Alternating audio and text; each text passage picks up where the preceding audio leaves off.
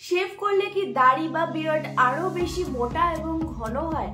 কারো যদি দাড়ি না ওঠে, অনেকে বলে যে রেজার চালিয়ে নে, তাহলে কিন্তু সলিড দাড়ি উঠে যাবে।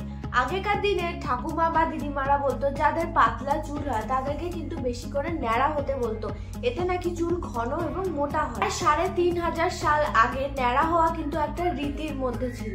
এরপর 19th সেঞ্চুরিতে ব্রিটিশদের মতো ইন্ডিয়ানরাও কিন্তু ক্লিন শেভ করা শুরু করে দিল এবং এটাকে এরা এলিটনেস বা ভদ্রতার সাইন হিসেবে মনে করত। এখনকার দিনে বারবারসরা এটাকে নোটিস করেছিল যে চুল যখন কেটে ফেলা হয় তখন যে নতুন চুলটা গ্রো হয় সেই চুলটা কিন্তু অনেকটা মোটা, অনেকটা থিক হয় এবং অনেক ঘন। তারপর এটি পপ কালচারে স্প্রেড হতে শুরু করে। এই মিথকে 1928, 1970 এবং 2000 সালে উইথ সায়েন্টিফিক প্রুফের সাহায্যে এইটাকে কিন্তু পুরোপুরি মিথ বলে ভেঙে ফেলা হয়। হিউম্যান হেয়ার ন্যাচারালি দুটো পার্টে বিভক্ত। একটা হলো হেয়ার শাফট, যেটা বাইরে থাকে, মানে আমাদের চুলের এই বাইরের অংশটা যেটা আমরা বাইরে থেকে দেখতে পাই।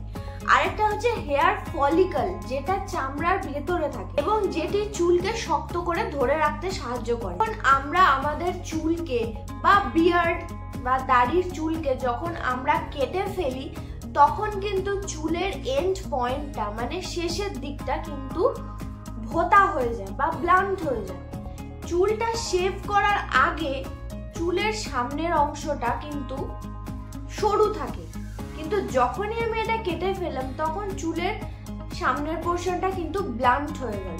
এরপর রিগ্রো হওয়ার সময় চুলটা যেখান থেকে উঠছে সেই জায়গাটা কিন্তু সেমই থাকছে, কিন্তু ছোট চুলগুলোর মাথাটা ভোঁতা হয়ে যাচ্ছে এবং মোটা হয়ে যাচ্ছে। তাই ছোট চুলে টাচ করলে অনেকটা রাফ এবং ঠিক লাগে এবং এর ফলে এই ইলিউশন ক্রিয়েট হয় যে চুল কেটে ফেলার ফলে চুল কিন্তু মোটা এবং ঘন হয়ে যাচ্ছে, কিন্তু আসলে এইটা কিন্তু একেবারেই নয়।